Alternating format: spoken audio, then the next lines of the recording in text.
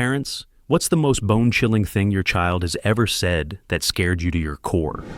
I used to live in South Texas on a small Navy base in Flower Bluff. My two young boys at the time used to wake my wife and me frequently, claiming all kinds of paranormal things were happening. I won't lie, the place was creepy as all hell. We started finding glasses with different amounts of water left randomly around the house. I asked my oldest about it, and he said it was my younger boy's thing because he was helping a friend. So my wife and I asked him, "What's with the glasses?" He told us, "I leave them out for the black man. He doesn't want to spit all his water on our floor." My wife asked, "Black man? Like a shadow?" He shook his head no and said black like a friend from school, then added, "Whenever he tries to speak, he just coughs and spits up water." That's pretty freaky to hear from a 4-year-old. Fast forward a few years, and we were having a family discussion about the house being haunted. My sons did some research and found out there had been a hurricane in the area. In 1900, the worst hurricane America had seen until Andrew hit Florida. Thousands of people died, mostly from drowning. The government bought the land shortly after, cleaned it up, and it eventually became NAS Flower Bluff. My younger son still remembers seeing the water ghost and says that if he were a better artist, he could draw him as easily as he could draw us. My older son says he mostly remembers the noises and telling them to stop, only for them to start again a few minutes later. We all saw shadow figures. The boys also told us that kids on their school bus talked about their own sightings, which seemed to happen pretty often. Story 2. This was a few years ago. My son would have been around 7. A little backstory. My husband worked maintenance for apartments and townhouses and cleaned them out after deaths or evictions. Sometimes he would keep items. Once, he found a beautiful cross and brought it home. We hung the cross by our back entryway. Shortly after, within days, we noticed odd occurrences. Things being moved, lights left on, but we didn't think too much of it. One night after putting my son to sleep, I could hear noises and talking when he should have been asleep. I went to check on him to see why he wasn't sleeping. As I was going up the stairs, it suddenly got quiet. When I reached his room, he appeared to be sleeping. I went to leave, and my son suddenly sat up and asked me why I was letting the man keep him up. I told him there was no one there and to go back to sleep. He pointed behind me and said the man was right there, that he hadn't left, and asked if I could take him with me. I spun around, but no one was there. This went on for a few weeks. At the same time, our dog would sit by the back entryway and stare at the wall, sometimes barking. The cross would also often be upside down when we passed by. We got rid of the cross and things went back to normal. Story 3. When I was a lot younger, my mother stayed home with my brother and me while our dad was at work. The house we lived in was always kind of strange. You'd hear things moving around or voices in the middle of the night. Almost paranormal. We lived in a fairly large suburban home. My brother and I shared a large room on the 3rd floor, which had a stairway inside the room that led up to the attic door. The attic itself was terrifying. It was about 20 by 20 feet, with an old wooden floor surrounded by pink fiberglass insulation. There was no light and no windows, just boxes from when my parents had moved in, and a large, dark open shaft in one corner. It looked like something straight out of a murder movie and creeped everyone out so much that no one ever had the nerve to look down the shaft to see where it led. I was told that when I was around 4 or 5, with my brother being 2 or 3, my mother would hear someone crying in the house, sometimes trying to talk through sobbing. Whenever she went to investigate, there was nothing there. One day, I apparently told her there was a man in the attic and that he was sitting in the corner crying. She immediately took my brother and me and drove us to her mother's house. I don't remember saying this, but whatever I told her made her afraid to be home alone until we eventually moved. Story 4. When I was about 3, my mom was in the kitchen cooking dinner and could hear me chatting away. She assumed I was talking to the TV, but when she stepped into the living room, the TV was off. She asked who I was talking to. I apparently pointed at the wall and said, "That man?" She asked, "What man?" And I replied, that man, right there." She was freaked out. I also remember seeing scary faces in the corner of my bedroom at night, but I always thought it was just me being a silly kid afraid of the dark. Then, over Christmas break in 2012, I'm 23 now, I was staying at my parents' house. At about 1 a.m., just as I was drifting off to sleep, I felt like someone was watching me. I was lying on the side of the bed, closest to the corner where I used to see the scary faces. I opened my eyes and found myself less than a foot away from a bearded man staring directly at me. Needless to say, I was terrified. I jumped backward in bed, but when I looked again, no one was there. I know I wasn't dreaming, but I calmed myself down and decided I must have imagined it. The next morning, I told my brother about the bearded man I saw, and he said, "Oh, you saw the bearded man too? That really freaked me out." My younger brother, who is 21, says that for years he has seen the bearded man standing in different places in his bedroom watching him. He had never told me or anyone else about it before. Story 5. I've got one. There's a huge cemetery in a neighboring city that I used to love visiting before I had kids. The Black Dahlia, among many others, is buried there. A few years ago, when my son was 3 and my daughter was 1, I randomly decided one morning that we would go there to walk around a bit and have a picnic lunch. I told my husband my plan, packed up lunch, the mom bag, the kids, and headed out. On the way there, my son asked where we were going, and I told him we were going to walk through a park and have a picnic. I did not tell him it was a cemetery, or that people who had passed away were buried there. We arrived and drove past the administrative buildings and the big fountain. As we headed uphill, I took a turn that led past some of the oldest graves. As we rounded a bend, my son said, "Mommy, do you see all the people?" The hair on the back of my neck stood up. I asked, "What people?" Keep in mind, there wasn't a single living person outside of my car. He replied, "All the people on the hill waving at me." I looked around and saw no one. I hadn't seen anyone since we entered the grounds. I told him, "No, buddy, I can't see the people. But just because mommy can't see them doesn't mean they might not be there. Let's go have lunch somewhere else so we don't bother them." And I basically noped the hell out of there. I have no idea what my son may have been seeing, but like I said to him, just because I couldn't see it doesn't mean it wasn't there. If he really was seeing people waving at him that I couldn't see, I have no idea whether they were friendly or not. And yeah, screw that. And now I am thoroughly creeped out. Story 6. I don't have kids, but I do have a story. I should say up front that I'm a religious person, but in this situation I was the one taking a fact-based, common-sense approach. I had a friend with 2 kids, one 5 years old and one 8. She always seemed to have a hard time wherever she lived. Doors slamming, things being moved, toys turning on by themselves, lights flickering. Eventually she moved into one house that she was convinced was haunted, and all of this seemed to happen there regularly. I tried to calm her down, explaining that the house was old. Pipes creak, wiring ages, lights flicker, floors are uneven so doors move, and she had kids, which explained things being out of place. One night, a few days after she had smudged the house, a Native American ritual meant to cleanse spiritual energy, she put the kids to bed, and we were sitting at the kitchen table. It was about midnight, and her 5-year-old son had been asleep for a few hours. Suddenly, he was standing in the kitchen doorway. We hadn't heard him come up the stairs at all. He was just staring at us. She asked him sternly what he was doing up and whether he needed to use the bathroom, but he didn't respond. He just stared. Then, after about half a minute, 30 long, uncomfortable seconds, he said, "Not gone,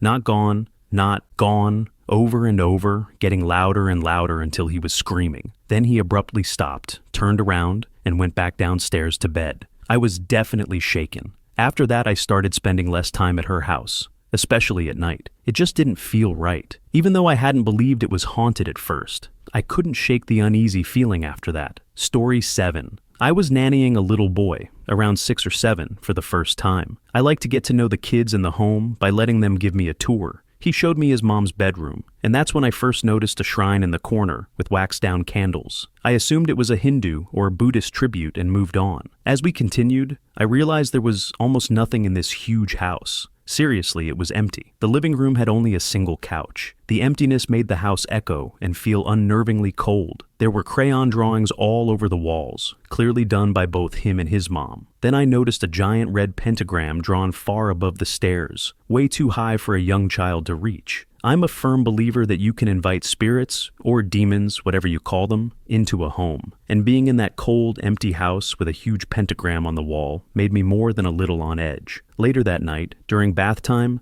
the boy suddenly stopped playing with his toys. He jolted upright, gasped, and asked, "Did you hear that?" "Hear what?" I asked. "The front door. It opened. Someone's here," he whispered. Then he went back to playing as if nothing had happened. I ran out of the bathroom to check if his mom had come home. The front door, which was on a landing below, was shut but unlocked. I swear I felt like something was watching me as I sprinted to the door and locked it. When I went back to him, I asked how he knew someone was there, but I was clearly interrupting his playtime. He just kept insisting that someone had opened the front door and was there. We spent the rest of the night locked in his room. I never babysat for them again. Story 8. Not a parent, but this is something I remember from when I was a kid, and my mom still brings it up from time to time. When I was around 8, we lived in a duplex. All the bedrooms were on the second floor, and the living room, kitchen, and everything else were on the first. My mom would often fall asleep in the rocking chair downstairs while waiting for my dad to get off work. Whenever I couldn't sleep, I'd go down and sleep with her in the chair. One night, I went downstairs and saw what I thought was my mom sitting in the rocking chair. It was dark, so I didn't question it at first.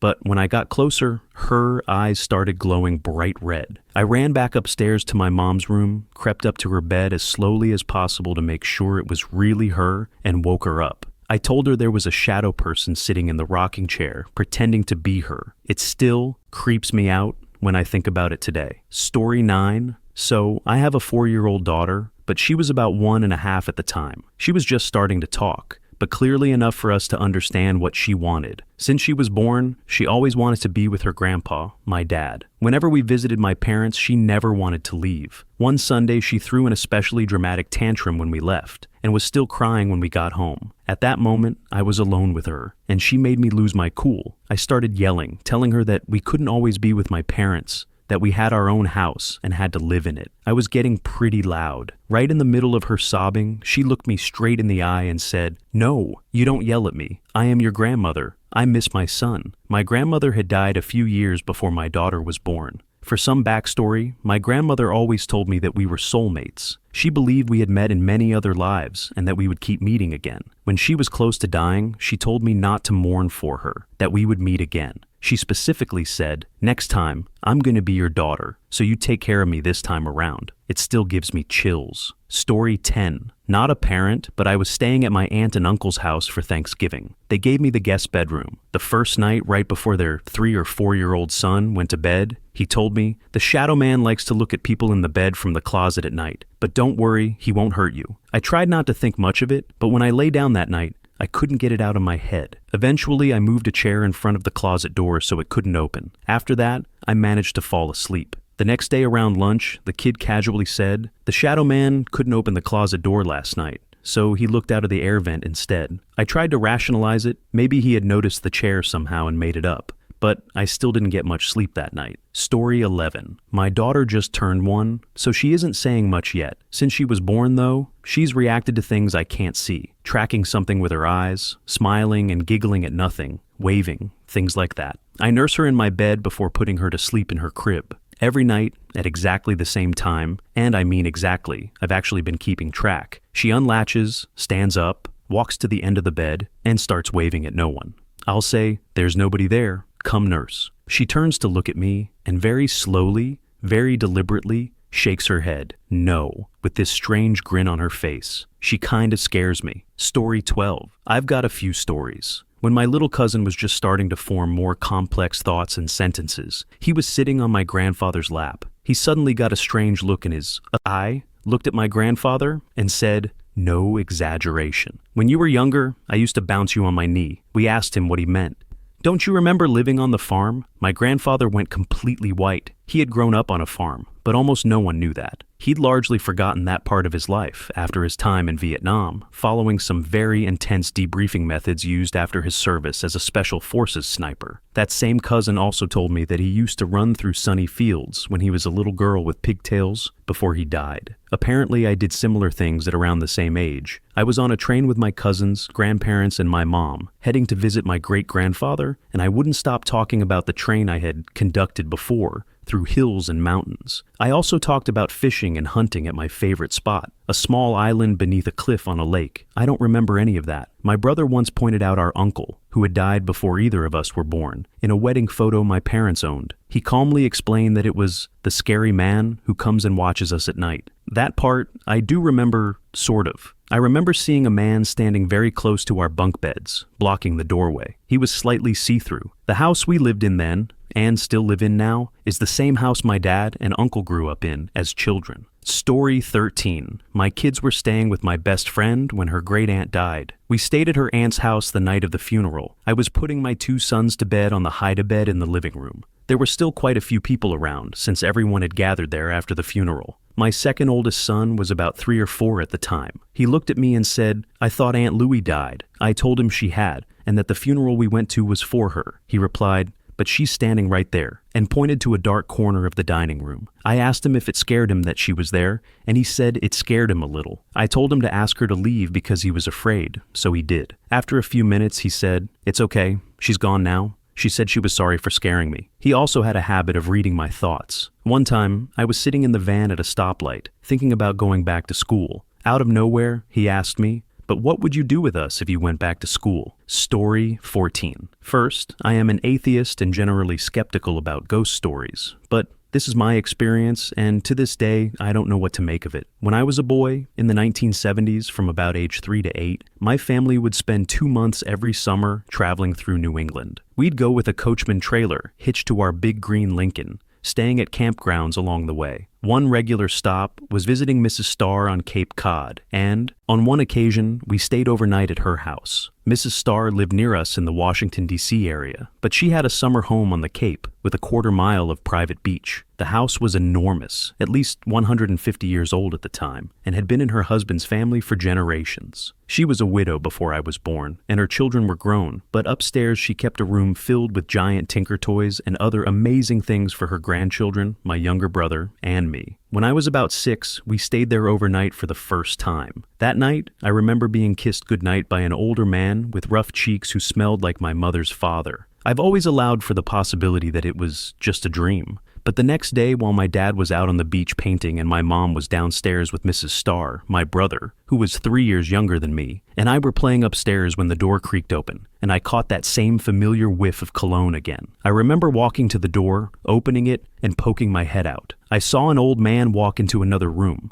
I followed him, and when I looked in, he smiled and pointed toward the closet. I went over and opened it, finding a box filled with old books and knickknacks. Inside one of the books were some loose papers and a photograph of the man I had just seen. I turned around confused, and he was gone. I ran downstairs to where my mom and Mrs. Starr were sitting and having tea. I told my mom that the man upstairs wanted me to bring something down to Mrs. Starr. They were puzzled and said there was no one else in the house. I insisted. They asked what man I was talking about. Maybe my dad? No, I said, and pointed to a photo on a shelf of Mrs. Starr and her late husband. Mrs. Starr became visibly upset. My mom, embarrassed, told me that wasn't nice to say, explaining that the man in the photo was Mr. Starr and that he had died before I was born. I insisted it was him. Then I pulled the papers and photographs out from behind my back and handed them to Mrs. Starr, telling her that he had asked me to bring them to her. I remember Mrs. Starr gasping and turning pale as she asked where I had found them. She then left the room in tears. Years later, I learned that the items were old photographs of her and her husband,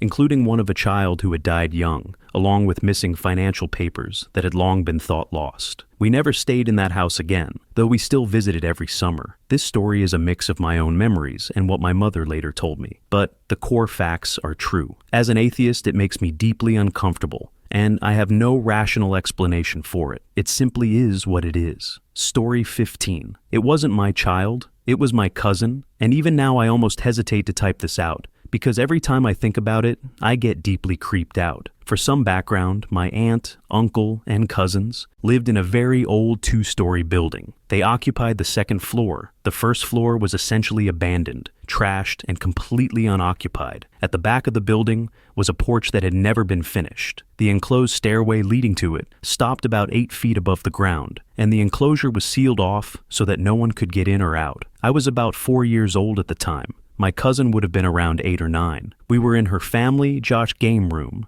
sitting at a table playing either Connect 4 or Memory. In that room was a door that led directly to the unfinished back porch and stairway I mentioned earlier. As we were playing, there was a knock at that door. My cousin jumped up excitedly and ran to open it. This detail matters. I can still remember, very clearly and vividly, what was on the other side. There were 2 little girls standing there. One was shorter, who I assumed was the younger, and the other slightly taller. Both had their hair partially pinned up, with the ends curled. They were dressed in what I can only describe as old-fashioned and fancy clothing. Nothing remotely modern, even by the standards of the time. That image has never left me. Even now, decades later, I can picture them perfectly. Fancy little girl dresses, little shoes, all white. I clearly remember them being entirely white, except for their brown hair and black eyes. I distinctly remember going from excited to terrified the instant I saw their eyes. I remember my cousin saying to them, very nonchalantly, something along the lines of, "Hi, I can't play right now." my cousin is here, and then shutting the door. She went straight back to the table to continue our game, with me following as close to her as I could get. She didn't seem alarmed or scared at all, but I was absolutely terrified. The older I get, the more unsettling this memory becomes for some reason. I have other memories of them showing up, always outside the apartment. Whenever I try to ask my cousin about it, she becomes eerily uncomfortable and denies anything ever happened. So, about that door. Fast forward about 10 years. I was probably in my teens when my dad finally decided, after much nagging from me, to tell me some ghost stories. One of them involved that same back door and led him to the frightening discovery that it had been nailed shut. He said he discovered this around the time I was an infant. I'm pretty sure that when he told me the door had been nailed shut, I turned pale white, because it made those early memories even more terrifying. I also found out about a year ago, while idiotically Googling, that there is some so-called phenomenon involving black-eyed children. Reading those accounts has only worsened the panic attacks I get when I start remembering seeing them. Story 16. When I started school, my parents bought a sprawling apartment in the suburbs of the city we had moved to from a small town. It was all very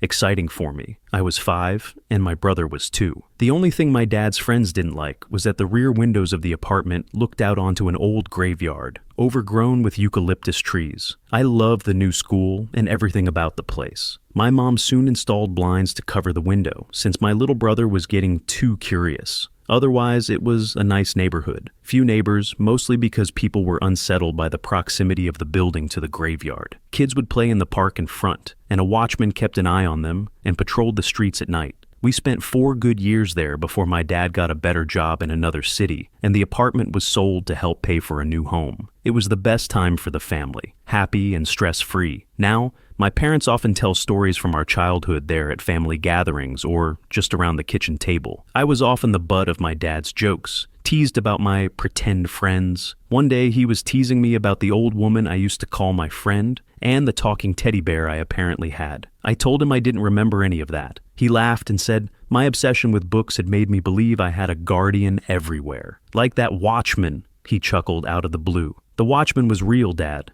I said. My parents laughed at me. Sure, honey, he replied. Your descriptions of him were very detailed, and he often kept you from wandering out into the streets. You used to get candies from the neighborhood kids, but you always told us the watchman gave them to you. I was flabbergasted. I distinctly remembered the watchman. He wore khaki overalls and carried a cane. He had pockmarks on his face, but underneath a thick gray mustache, he always wore a big friendly smile. He was kind and didn't talk much, but he always told me, Mom and Dad love you, and you should love your brother. He'll take care of you when he grows up. I told my dad all of this. He just laughed harder. So then I told him about the day Mom lost the house keys. We were supposed to stay at my aunt's place until he could get the lock fixed. Dad had to pick me up from the bus stop near her house. But that day, when I got off the school bus, the watchman was already there. He gave me the lost keys and told me to wait for Dad. I held his hand and stood there until my very flustered dad arrived about 10 minutes later, only to find me waiting alone. Apparently, there was no one standing with me. My parents assumed I had somehow miraculously found the keys on my own. I hadn't. I remember that day crystal clear. Mr. Watchman gave me the keys himself. His hands were warm. He had a black mole on his knuckle. I remember staring at it and calling it a bug. I can still picture it perfectly. I swear he was real. Years later, one of my dad's friend's kids lived in the same building when he started college. He boarded up the rear windows because they scared him so badly. Eventually, he told my brother that he'd seen a weird guy in overalls walking back and forth across the lane and around the park late at night while he was smoking on the balcony. Creepy man, he said, just stares at you and doesn't look away for minutes. At least my brother believed me after that. Story 17. 5 years ago, our state experienced its worst bushfires ever, killing hundreds of people from my sister's town. My sister and her family moved into a rental house that had survived the fires while their own home was being rebuilt. A few months later, my 4-year-old niece started telling her mother about a man she played with in her room. She said he liked to play and talk with her because he missed his daughter and wife, and he couldn't find them anywhere. My sister was creeped out but didn't think too much of it until she asked some neighbors about the previous residents. The neighbors told her that a man, his wife, and their young daughter had lived there. The wife and daughter had been trapped in the fires and died, and the grieving husband, unable to bear life without them, had hung himself in the backyard of the house.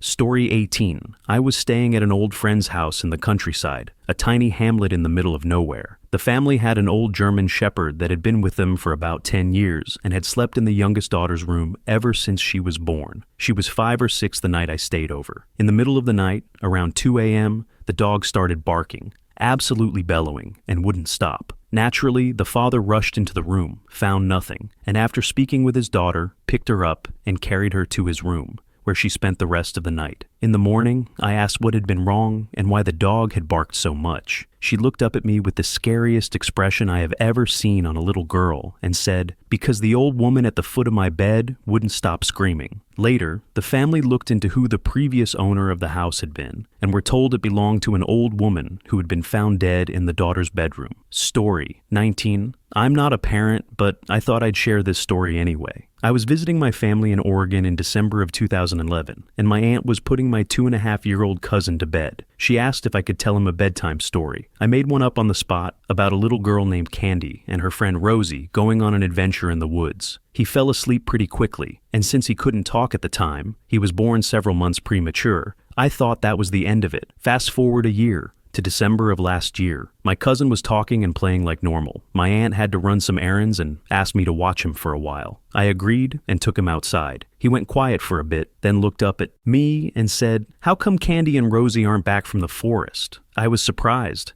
I didn't think he remembered the story at all. Then he added, "There were noises last night. I think Candy and Rosie are in trouble. Maybe the bad man got them." When I asked what bad man, he just said, "The one in Grandpa's shed." By this point, I was thoroughly freaked out, but I took him into the shed to show him there wasn't anyone in there. He looked confused and stared at the wall. "He's right there." Then he picked up a shovel and weakly threw it at the wall. "Put Candy and Rosie back." I noped out hard and ran out of the shed, momentarily forgetting my cousin. About a minute later, he walked back into the house and said, "They're coming back." Story 20. I'm not a parent, but my parents have adopted 3 toddler sisters, 5 years old, 4 years old, and 2 years old. One week, I came home to stay with my parents so they could meet my girlfriend at the time, Jessica. They had never met her or even heard of her before. It was meant to be a surprise. Jessica went to visit her parents for the weekend before coming to meet mine. That first night, I was lying on the bed in the guest room, which is next to the girls' room, when I heard them murmuring. I assumed they were talking to each other, but then I distinctly heard them saying, "Jessica." The 2-year-old had a speech impediment and very limited ability to talk, so hearing her say that name immediately caught my attention. I had no idea how they could even know it. The murmuring grew louder, and suddenly the oldest yelled, "He won't! He won't!" Right after that, I heard a loud thud, like something heavy hitting the floor. I panicked and ran into their room, afraid someone was hurt. When I opened the door, all 3 of them were standing on top of their dresser, which was far too high for the 2-year-old to have climbed on her own. They were all smiling and staring out the window. When I asked what they were doing, they turned to me, and clear as day, the 2-year-old said, "You shouldn't marry that girl." Story 21. Not a parent, but my brother was born when I was around 14. One night a few years ago, when he was about 4 or 5, I was watching him while my parents were out at some event. I don't even remember what. Out of nowhere, my brother ran out the back door into the yard. I brought him back inside, but he insisted that our dad was out there and that he needed to talk to him. I told him our parents were far away, but he kept insisting our dad was in the backyard. I even called my dad to prove it. My dad told him directly that he wasn't there, but my brother still insisted he was outside and that he had seen him. He started screaming and trying to run back out into the dark. I had to physically restrain him as best I could to keep him from going outside. After that, I checked every window in the house to see if anyone was out there. I didn't see a thing. My night vision is terrible, but I feel like I would have noticed something if someone had actually been walking around out there. I finally got him calmed down, but about half an hour later, when I went to use the bathroom, he started insisting again that our dad was outside. He said he could hear him yelling for him from the yard. I heard nothing. I checked the windows again and noticed something odd in the front yard. Near the porch, there was a styrofoam cup sitting upright that definitely hadn't been there earlier. It was pulsing with a red light. Nothing supernatural looking, just what seemed like some kind of red LED glowing from inside it. Still, it was strange. I wanted to go outside and check it out, but I couldn't get my brother to stop freaking out. About an hour later, I looked out the window again because I heard something outside. Nothing obvious, but now there were 2 more glowing red LED things in the yard. They looked like small devices, maybe big enough to hold 2 AA batteries and an LED. They were sitting in the grass, and the one inside the cup was still there. I still had no idea where they came from, and I still couldn't leave my brother alone long enough to investigate. Later, my brother insisted he saw a red dot on the wall shining through a crack in the curtains. The way he described it sounded like a laser pointer, but again, I couldn't see anyone outside. I kept checking the windows to see if I could spot someone messing with the lights or using a laser, but there was nothing. No movement, no people. When my parents finally got home, I checked again. All of the glowing LED things were gone, including the cup. I asked my parents if they had seen anything, but they said no. They suggested maybe a kid had dropped a toy and then come back for it later. But I really doubt that. The whole thing was just creepy and strange. Story 22.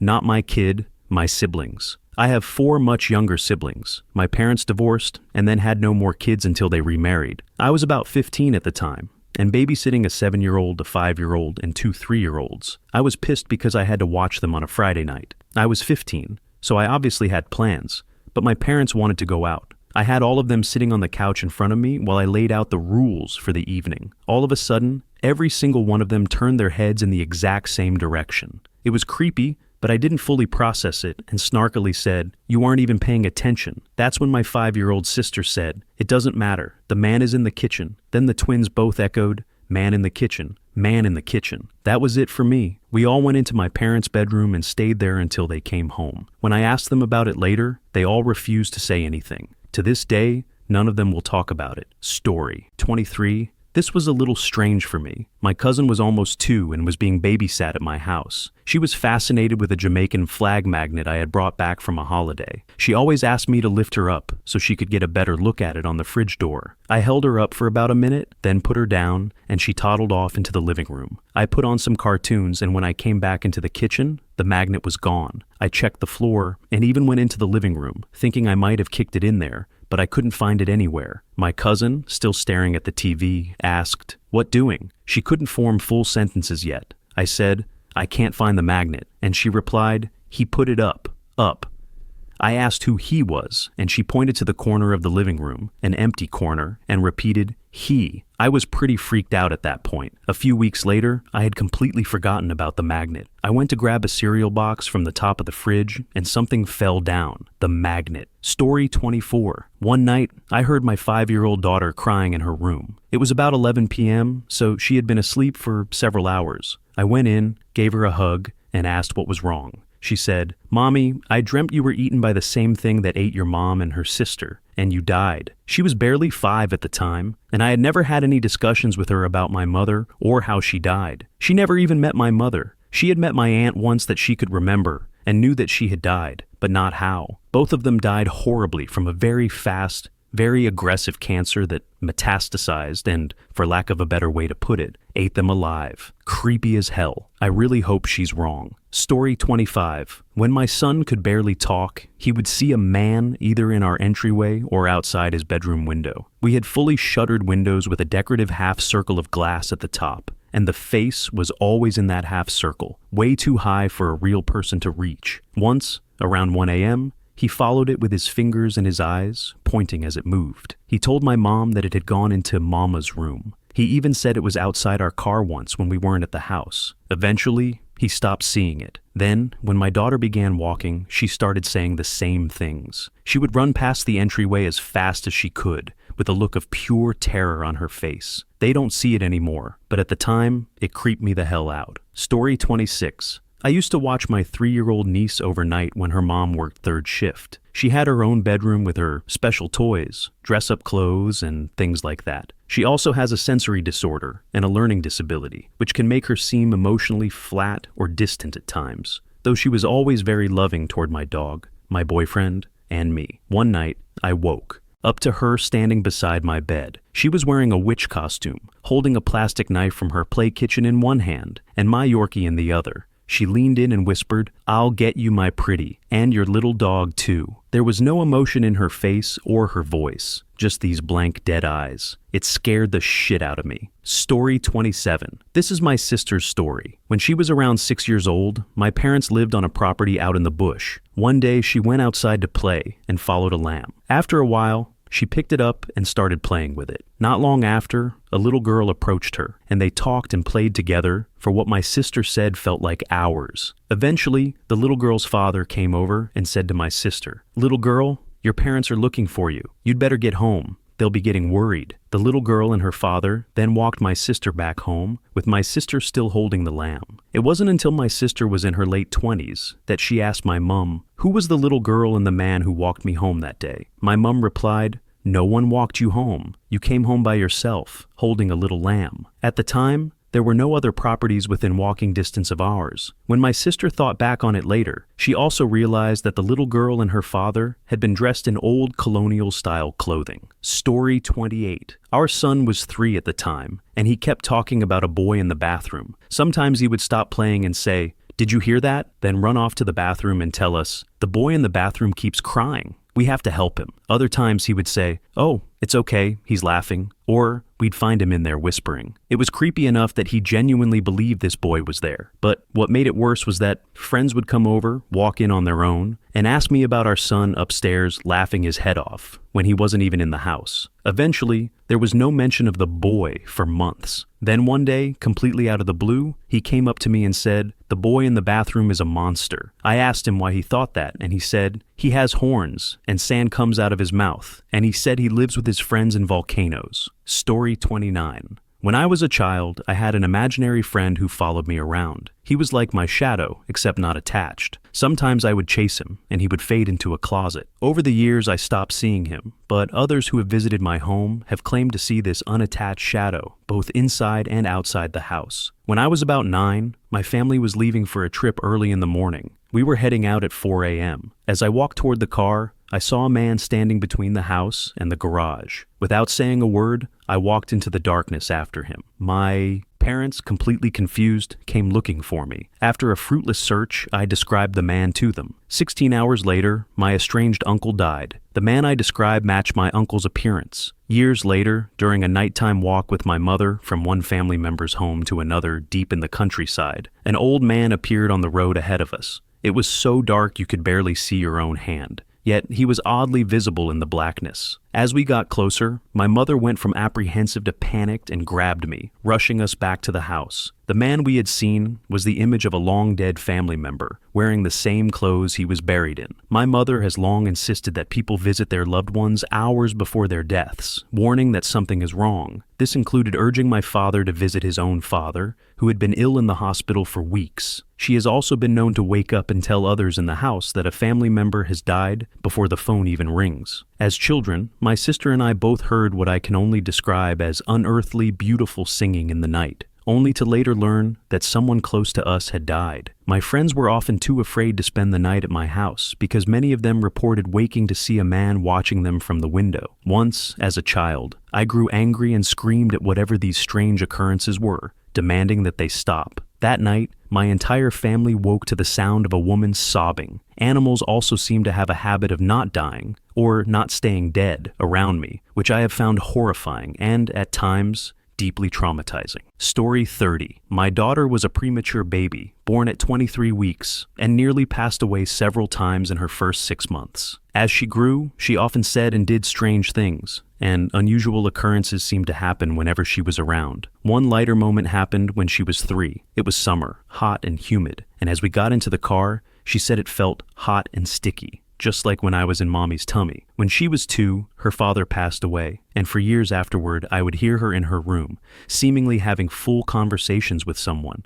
When I asked who she was talking to, she would say, "Daddy is here. He wants to see all my toys." She somehow knew things about her dad that I know for certain she was never told. She once spent a weekend at my mother's house, and my mom said that from the moment she arrived until she left, strange things kept happening. Car windows would roll down on their own, all of them at the same time, while she and my daughter sat on the porch. The doorbell rang multiple times during the night. The gas fireplace, which has an on-off switch, turned on randomly by itself. At one point, my daughter was in the kitchen, standing in front of the stove, and yelled for her grandmother. As my mom walked toward her, a large ceiling fan fixture above her crashed down. There have been countless other moments like these, too many to recount fully, but I believe that her near-death experiences and her time as a young child gave her the ability to see and attract things beyond what we can perceive. Story 31. When my nieces were 3 and 4, they shared a room together. They both kept talking about an old man with glowing eyes who lived in their closet. My sister brushed it off as a shared imaginary friend and active imaginations.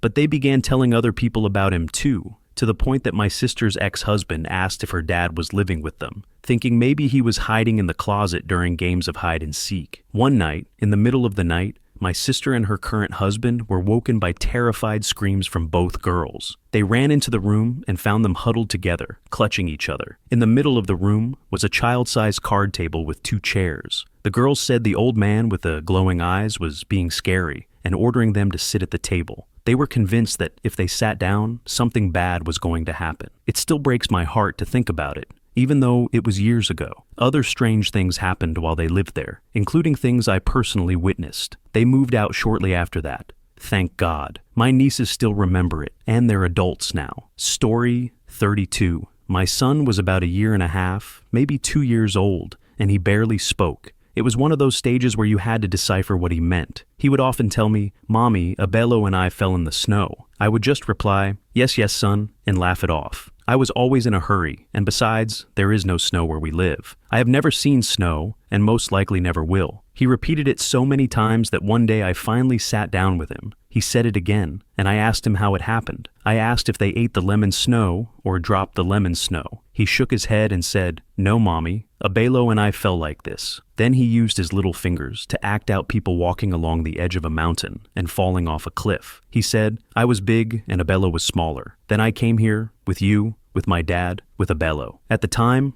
I thought it was funny and assumed he had a very active imagination. But later I remembered how, when my baby was born, my dad and my son would stare at each other for long moments. My dad used to say, "He looks at me like he knows me." I brushed it off as coincidence. Then I noticed that they share the same birthmarks, one on their back and another on their chest. I don't know what to make of it. Maybe it was all imagination, or maybe they really were brothers in another life. In the end, it's up to each person to decide whether it's possible or just a coincidence. Story 33. Okay, so here's my story. My sister and I both had night terrors when we were young. I'm 28 now, and I still have them. My mother called them fever dreams because they usually happen when we were sick. We would hallucinate things like the ceiling fan trying to kill us, or the closet turning into a giant mouth. We'd scream, cry, and be completely inconsolable for hours. The subjects of my sister's night terrors changed every time, but mine always followed the same pattern. When it happened, I would run from my room into my parents' room in the middle of the night, screaming,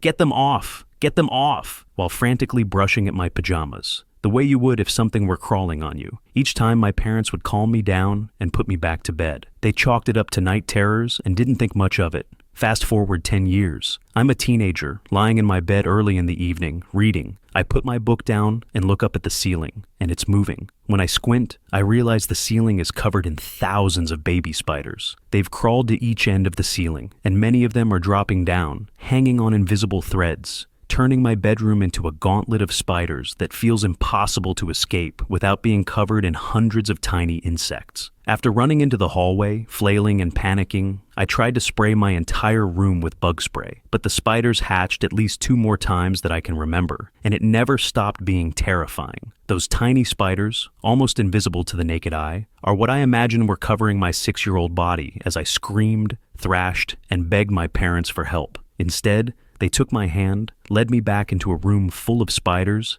tucked me in, and told me it was just a bad dream. The moral of the story: sometimes you should believe your creepy kid. Story 34. About 2 years ago, my husband, our 5-year-old daughter Camberlyn, and I moved into a new house. When my husband went into what would be her room to set things up, he found a necklace in the corner. Thinking nothing of it, he gave it to Camberlyn, who was obsessed with jewelry at the time. About a month after we moved in, she started telling us that a girl named Sarah would sit in the corner of her room and cry. I was confused since the house had just been built before we moved in. Camberlyn said Sarah cried because of her necklace. Yesterday, I noticed Camberlyn walk into the room without the necklace on. She is 7 now, and she had never taken it off since the day she got it. When I asked her why she wasn't wearing it anymore, she said, "It was Sarah's. I gave it back to her so she would stop crying, and then walked away. Still unsettled, I called the company that built the house, not expecting any real answers. One of the men who had worked on our house told me that a coworker of his had a daughter named Sarah. He had given her a necklace that matched the exact description of the one Camberlin wore. The father had taken it to be repaired because the chain had rusted. About a month later, the family died in a car accident. He also said the description of Sarah matched exactly how Camberlin had described her. I'm still shaken, having just gotten off the phone. Apparently, everything is fine now. Camberlin told me that after she gave Sarah the necklace, Sarah said, "Thank you.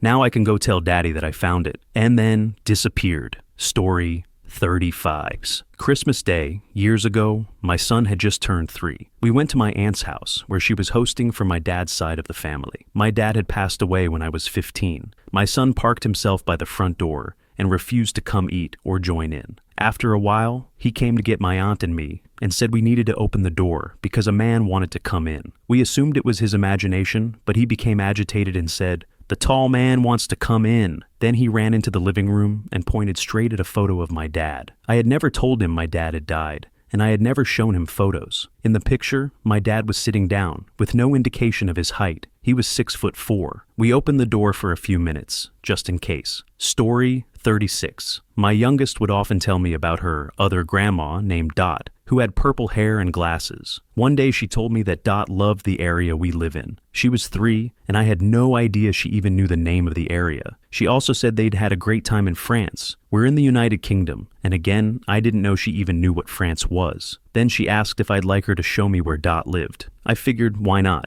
So we started walking in a direction we'd never gone before, with her chatting away the whole time. Suddenly she stopped in the street. Her eyes kind of glazed over, and she said, "She was here, but she's gone now. Let's go to nursery," then turned and started walking. We were standing right outside a funeral home. I may or may not have had a brief episode of internal screaming on the walk to nursery that day. Story 37. My friend's child was 3 when this happened. They asked me to babysit so they could go on a date. When I arrived, they told me he wouldn't come out of his room and wouldn't explain why. I knocked on his door and asked if I could come in. When he said okay, I walked in and saw him staring at the corner of the ceiling above the door. I asked, "Avery, are you okay?" He looked terrified and said, "The green man doesn't like you." A chill ran down my back because his voice sounded much deeper than usual. I asked, "The green man?" He nodded and pointed to the corner. I turned to look, but didn't see anything. By then, his parents were standing behind me, and I heard his mom gasp when he pointed. I asked her if she knew what he meant. She nodded and motioned for me to follow them into their bedroom. There, she and her husband told me they had both had the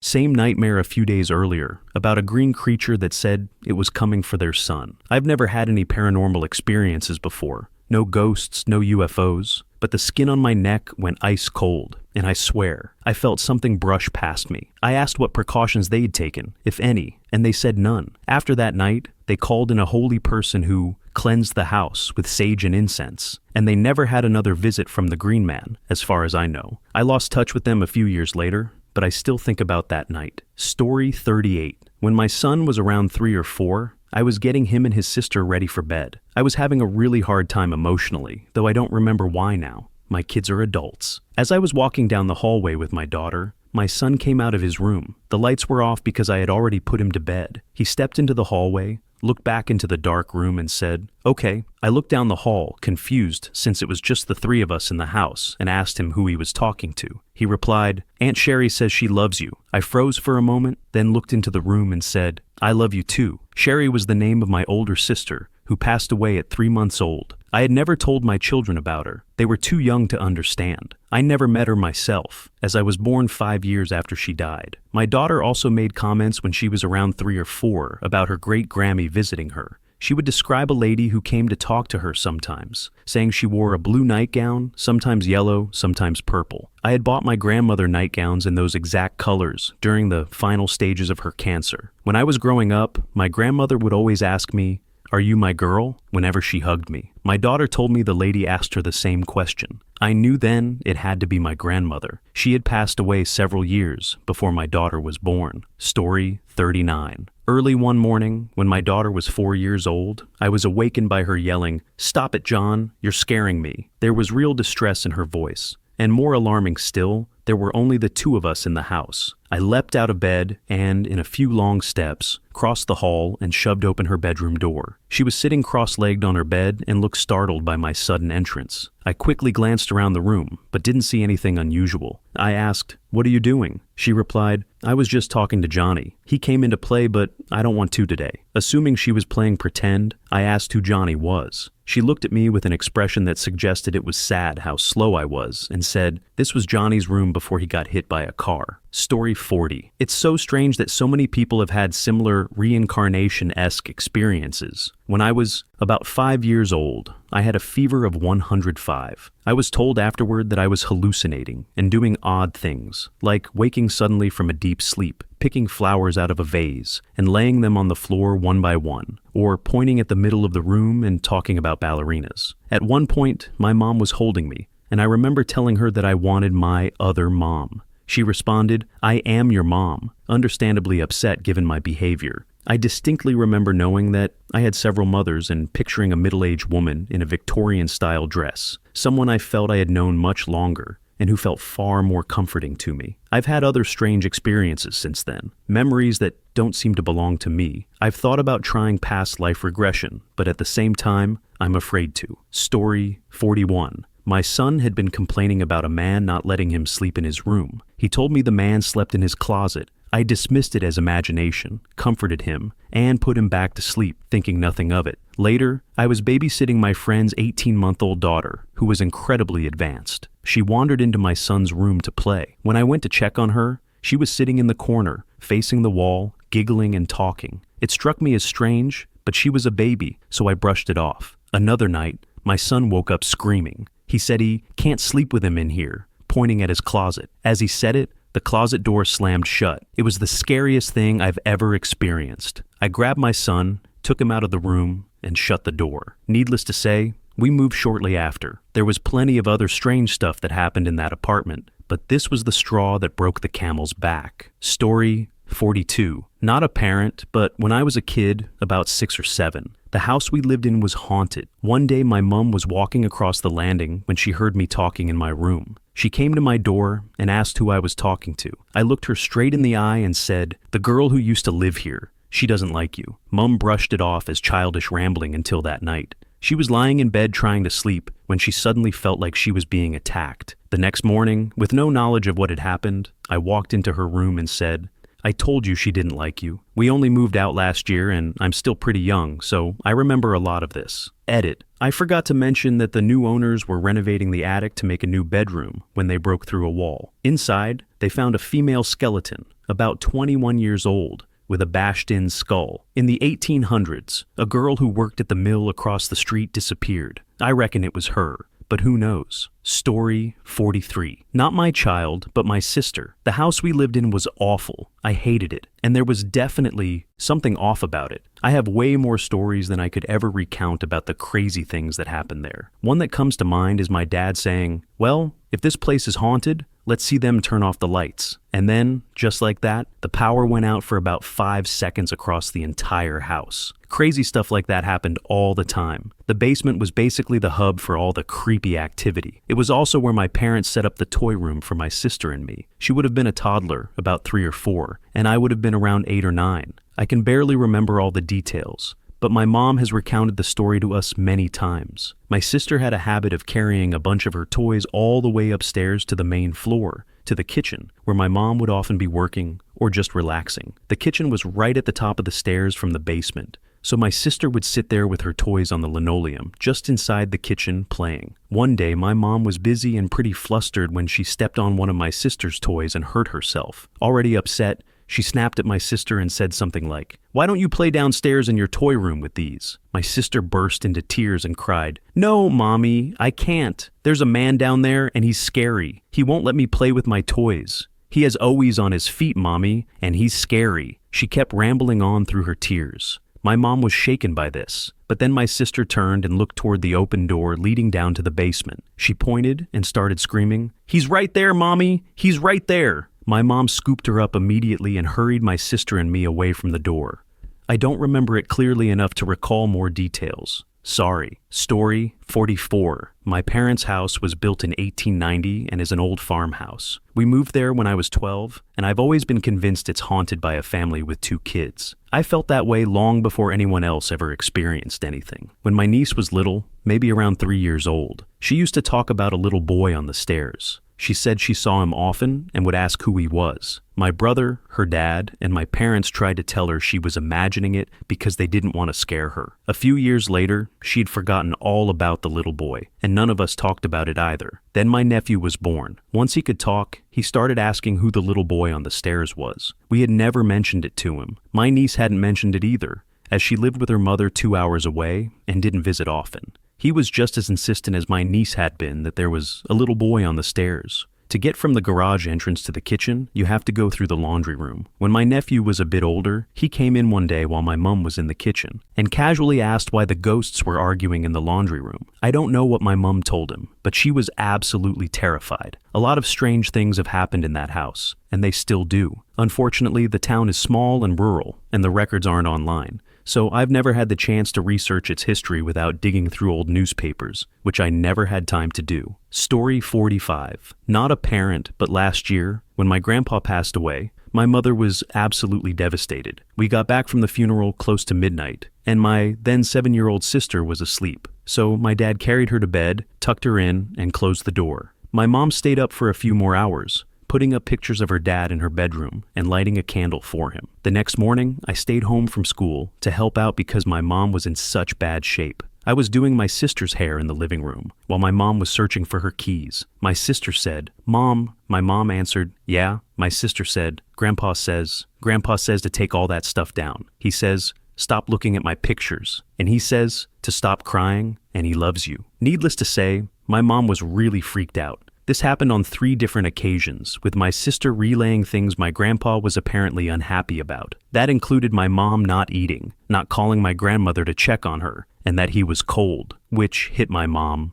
the hardest. Story 46. When my daughter was around 2 or 3 years old, I was sitting in the bathroom scrolling through Facebook on my phone. She was standing near the open door, just doing her own thing. As I scrolled, I came across a post from an old acquaintance from my hometown. We now live in different parts of the country, and I hadn't spoken to this person since my teenage years. They weren't part of my life at all anymore. As I was silently reading his post in my head, my daughter suddenly said, out of nowhere, "Who's Dave?" I froze and immediately looked over at her and said, "What did you say?" She repeated, "Who's Dave?" I asked her why she said that, but she didn't really have an answer. The post I was reading at that exact moment was written by someone named Dave, a person I hadn't spoken to in 10 to 15 years. It really freaked me out. We weren't talking to each other. We were both doing our own thing, and she suddenly said his name, as if she somehow tapped into my thoughts while I was reading. I tried to explain it logically, but she didn't know this person or anyone named Dave. There was no reason for her to randomly say that name, and it wasn't even part of her vocabulary. I'll always remember it, even now, 10 or 11 years later. It made me think that children might be more open to things that fade as we grow older. It was the strangest woo-woo moment I've ever experienced, and it left me genuinely baffled. Thanks to you for watching. If you enjoyed this video, be sure to give it a thumbs up, subscribe, and hit the bell icon so you never miss an update.